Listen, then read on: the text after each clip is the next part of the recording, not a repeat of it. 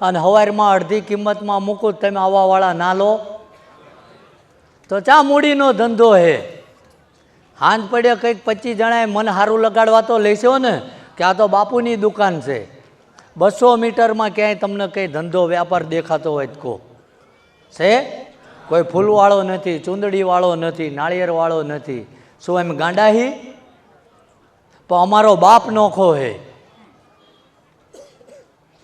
અમારા લોહીમાં એ ના હોય ભાઈ.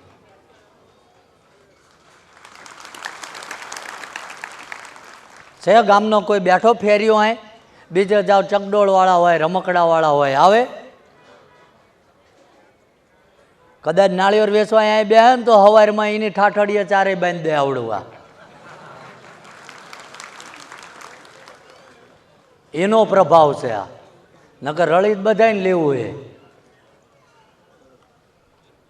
એટલે મહત્વની વાત એ કરું કે આ પરમાત્મા એટલો દયાળુ છે, પણ જો પોતાની જાતને સુધારવી હોય તો. બાકી આખી જિંદગી જોરાવશો ને ગમે એટલા ટોકરા વગાડશો ને, ભગવાને જો આપણને હા બોલવાની આળા થતી હોય તો ભગવાનને ક્યાં આવવાની નવરાશ છે કહો? આ એમે તમારે હાટું રાત દાડો જાગવી, તમને ક્યાંક બાપા પ્રસાદી લઈ લો, વ્યવસ્થિત બેહો, એટલે બધા મારી જાનમાં આવ્યા હો. પણ ચમ કે તમે બધે અકળાઈને ભટકાઈને આવ્યા છો, તમને આવું જ શીખવાડ્યું છે. ઘણા તો પાછા સ્ટીકું વાપરે, 2-4 દોરા પહેર્યા હોય ને આમ લખ્યું ને એવું મન બતાવે, એને પેલો બહાર કાઢી નાખું. હું અહીં ગરીબ માણસ હાટું બેઠો છું, પૈસાવાળાનો મન વિરોધ નથી. અને ગરીબે અમુક જ્યાં તો મેં જોયું 80% પોતાના લખણ જ ગરીબ. ગામના ઝાંપે બેઠા બેઠા કોકની ખોદણી બંધ કરો, મહેનત મજૂરીએ જાઓ. અને મહેનત મજૂરી કરે ને પરમાત્મા બંધાયેલો છે કે જે કોઈ મહેનત મજૂરીએ જાય ને, પરમાત્માએ એવું વચન આપેલું છે કે ભૂખ્યો જગાડું, બાકી કોઈને ભૂખ્યો ઊંઘાડું નહીં. આ તો કોકનું જોઈને દુઃખી છે. પાડોશવાળા કે આવો સોફો લાવે, આપણે લાવો. એટલે તારો બાપો 300 રૂપિયામાં નોકરી કરે, એનેથી ના મેળાવ્યા.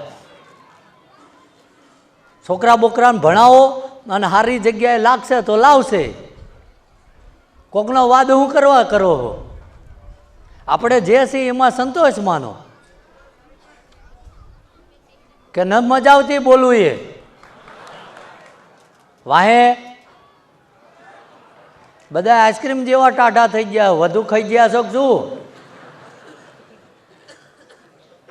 પરમાત્મા એટલો દયાળુ છે કે આજ કદાચ તમે આ સાનિધ્યમાં આવ્યા છો, પ્રસાદી અમે એટલે લેવડાવી છે કે કદાચ કોકનું ખવરાયેલું હોય, કોકનું આપણને ઉતારી મૂક્યું હોય તો આ દેવના નામનો પ્રસાદ છે.